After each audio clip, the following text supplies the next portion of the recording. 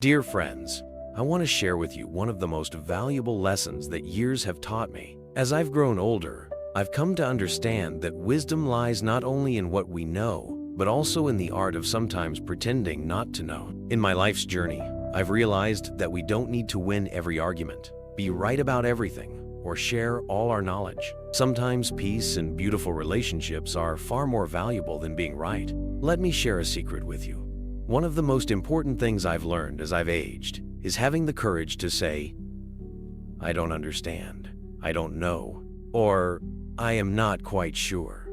This isn't a sign of weakness. Rather, it's a great indication of maturity. Think of it like watering a garden. Instead of giving the same amount of water to every flower, you might choose to give less to some. That's what wisdom is like. Sometimes choosing to stay quiet rather than sharing everything you know is the best way to nurture and grow your relationships.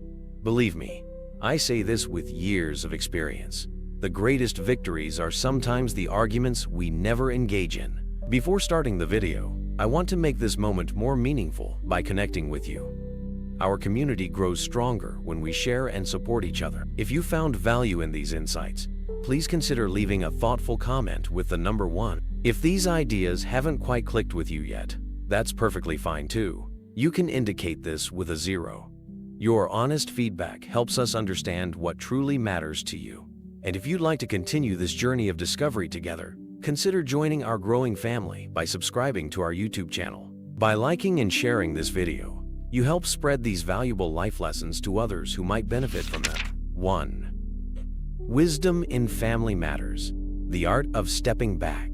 After decades of life's experiences, I want to share with you a delicate truth about family dynamics that I've come to understand deeply. As we age and become the family elders, we often find ourselves at the heart of our family's tapestry, watching the intricate patterns of relationships unfold before us. You see, T here is a special kind of wisdom that comes with growing older, knowing when to hold your tongue, even when you can see the whole picture clearly. I've learned that sometimes the greatest gift we can give our families isn't our wisdom or solutions, but our silence. Think of it like tending an old garden. Just as you wouldn't rush to prune every branch or straighten every stem, sometimes you must let your family's relationships grow naturally, even if the path seems a bit tangled. When our children disagree about our care, or when our grandchildren engage in what seems to us like trivial disputes, our first instinct is to step in and make things right. After all, isn't that what we've done all our lives?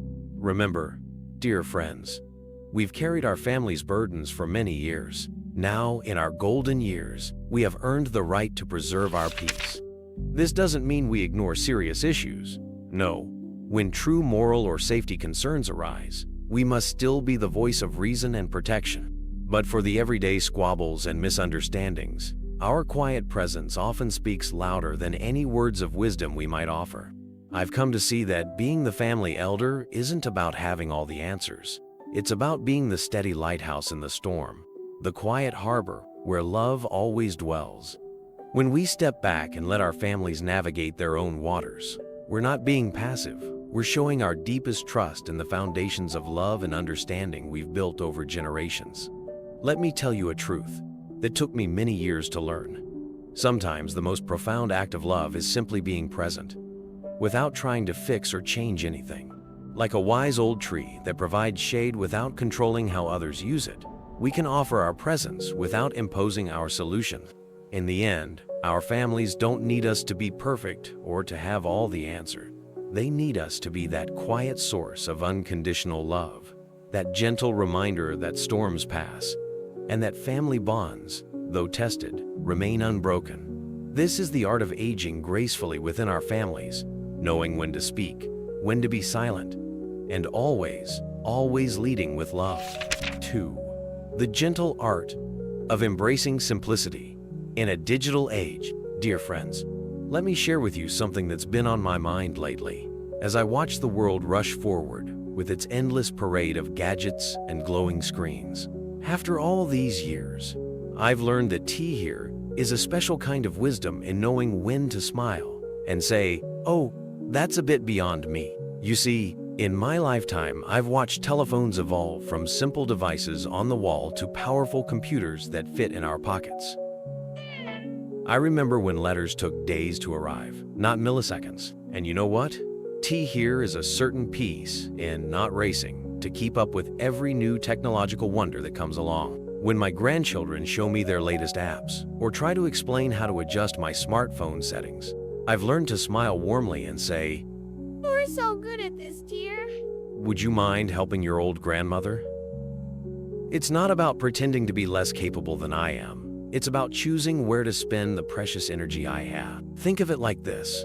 Just as we wouldn't try to learn every language in the world, we don't need to master every piece of technology that comes our way. Some things are worth learning, like video calls that let me see my great-grandchildren's first steps, or email that keeps me connected with dear friends.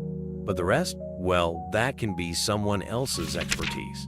I've noticed something beautiful happen when I accept this truth. Those moments of confusion become bridges between generations. When I ask for help with my phone, I get to spend precious time with my grandchildren. Their faces light up as they share their knowledge, and I get to share my undivided attention and interest in their world. Remember, dear friends, we come from a time when the world moved more slowly, when conversations happened face to face, and when letters carried our heartfelt thoughts in handwriting that was uniquely our own.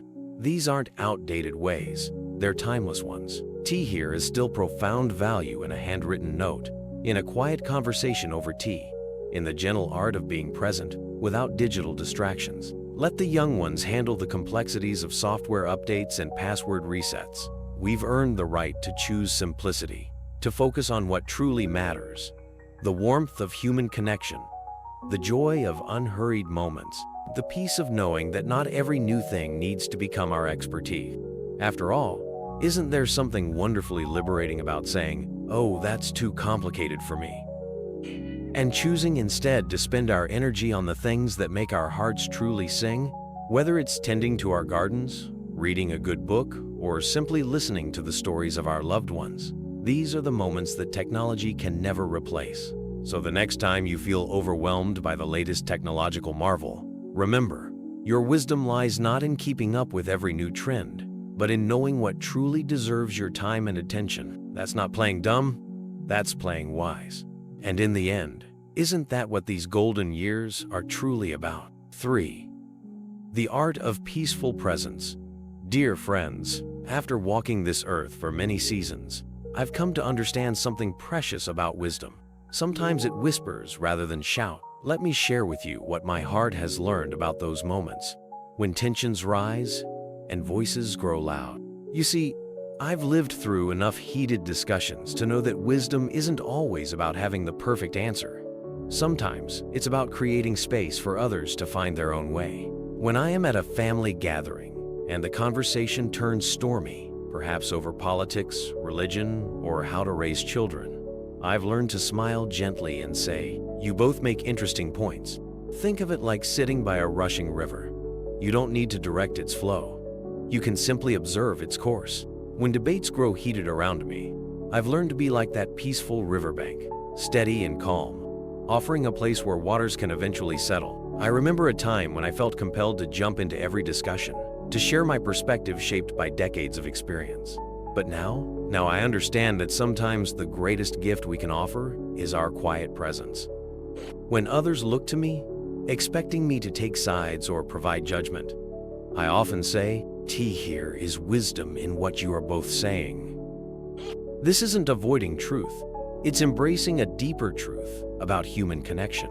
You see, at our age, we've earned the right to choose our battles wisely. We know that relationships are far more precious than winning an argument. When voices rise and faces flush with conviction, I've learned to protect my peace by simply saying, "These things are complex, aren't they?" It's amazing how such simple words can create breathing room in a heated moment. Remember, dear ones, our role isn't always to resolve every conflict or to prove who's right. Sometimes, our greatest contribution is to be that calm center in the storm, that gentle reminder that love transcends disagreement. When we choose not to fan the flames of debate, we teach without words, lead without force, and love without conditions. I've come to see that true strength often lies not in what we say, but in what we choose not to say. Each time we step back from a heated debate, we're not showing weakness, we're demonstrating the quiet confidence that comes from knowing that peace is more valuable than being right. So the next time you find yourself in the midst of a heated discussion, remember, your silence can be your strength, your confusion can be your wisdom, and your gentle smile can be the bridge that others need to find their way back to understanding. After all, isn't that what these golden years are for? Not to win every argument, but to show by example that love and peace are always the better choice. 4. The gentle shield.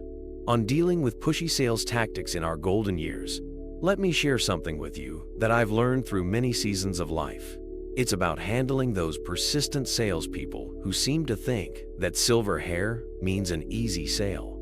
Oh, how wrong they are. You see, with age comes a special kind of wisdom, one that teaches us that we don't need to prove our intelligence or defend our choices to anyone. When that overly enthusiastic voice comes through the phone, promising the moon and stars with their limited time offer, I've found T here is a certain art to handling it with grace. I remember when I used to feel obligated to explain why I wasn't interested, to justify my decisions, or even argue my point. But now I simply smile, even though they can't see it, and say, "Oh my, that sounds quite complicated. I'll need to discuss this with my family first." It's amazing how such a simple response can be such a powerful shield. You see, this isn't about pretending to be less capable than we are. No, it's about choosing our battles wisely. When someone tries to rush us into a decision, wielding urgency like a weapon, we have every right to slow things down. After all, we've lived long enough to know that very few things in life truly can't wait for careful consideration. I've learned to see these moments not as confrontations, but as opportunities to practice the art of gentle resistance. When they push, we don't need to push back. We can simply step aside with a soft, "I am not sure I understand all of this," or "That's a bit beyond me right now."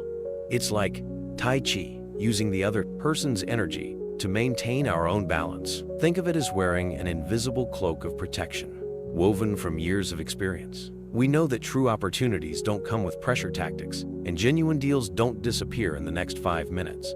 Time is our ally, and patience our strength. And let's be honest, T here is something quietly satisfying about watching that carefully crafted sales pitch dissolve in the face of our simple confusion.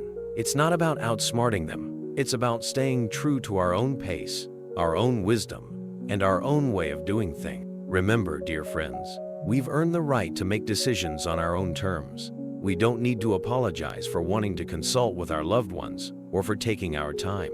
Our lives, our choices, our peace of mind, these are treasures worth protecting. So the next time someone tries to rush you into a decision, remember, that gentle shield of, "Oh, I'll need to think about that," isn't just a defense, it's a declaration of self-respect, wrapped in the warmth of wisdom that only years can bring. After all, true strength often lies not in what we say, but in what we choose not to say. And sometimes the wisest response is simply a gentle smile and a step back. 5. The art of saying no.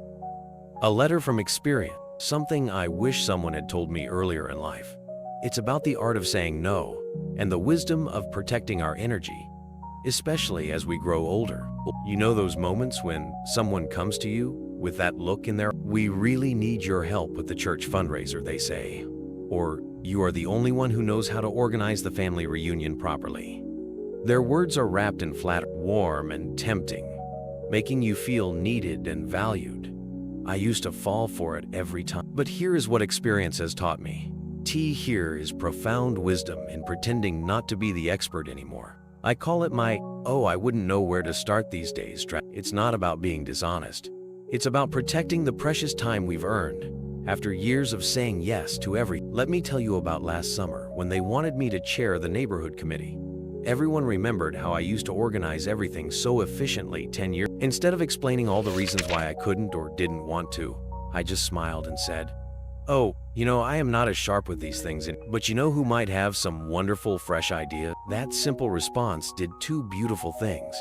It freed me from an obligation that would have drained my energy, and it opened the door for younger folks to step up and shine. And they did a fantastic job. Probably better than I would. These days, I guard my mornings like precious jewels.